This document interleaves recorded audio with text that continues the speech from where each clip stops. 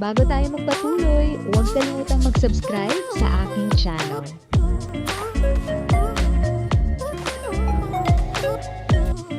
Thank you sa pag-click ng aking video. Good day po sa lahat ng mga nanonood. Sa mga bagong viewers at napadaan lang, by the way, I'm Tita Eda. Welcome to my channel. Ang channel na maghahatid sa iyo ng dagdag kaalaman tungkol sa government services, bagong mga balita at informative videos na galing sa legit na resources. Mag-subscribe na para updated ka. 500 buwan ang tulong pinansyal para sa indigent bedridden PWDs ipinatutupad sa Pasig. Formal nang ipinatutupad ng pamahalaang lungsod ng Pasig ang Monthly Supplemental Financial Assistance Program para sa mga indigent at bedridden persons with disabilities, PWDs, na magbibigay ng 500 buwanang tulong pinansyal sa mga kwalipikadong benepisyaryo. Ang programa ay isinasagawa sa ilalim ng pamumuno ni Mayor Vico Soto, katuwang ang Sangguniang Panlungsod, sa pamamagitan ng Pasig City Persons with Disability Affairs Office o PDO. Layunin ng tulong pinansyal na ito na makatulong sa pang-araw-araw na gastusin ng mga bedridden PWDs. Sino ang maaaring mag-apply? Ang programa ay bukas para sa mga indigent bedridden PWDs na residente ng lungsod ng Pasig. Ang bedridden ay tumutukoy sa isang individual na may malubhang limitasyon sa galaw at nangangailangan ng buong tulong sa pang-araw-araw na gawain. MGA kailangang dokumento.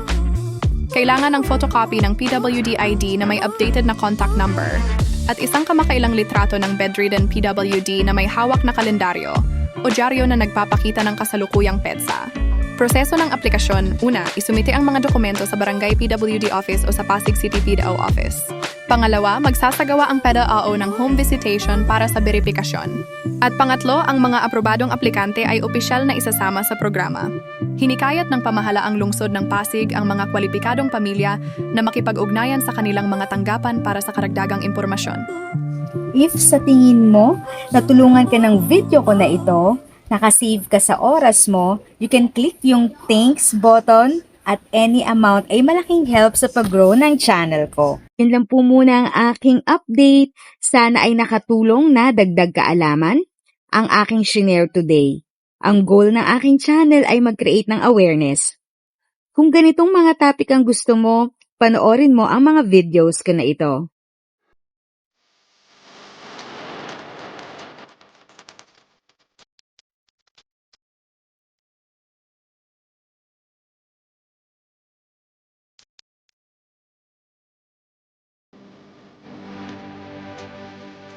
Thanks for watching! Kung may kapamilya, kaibigan o kakilala sa tingin mo ay magiging interesado sa video, please share or tag sila sa comment section.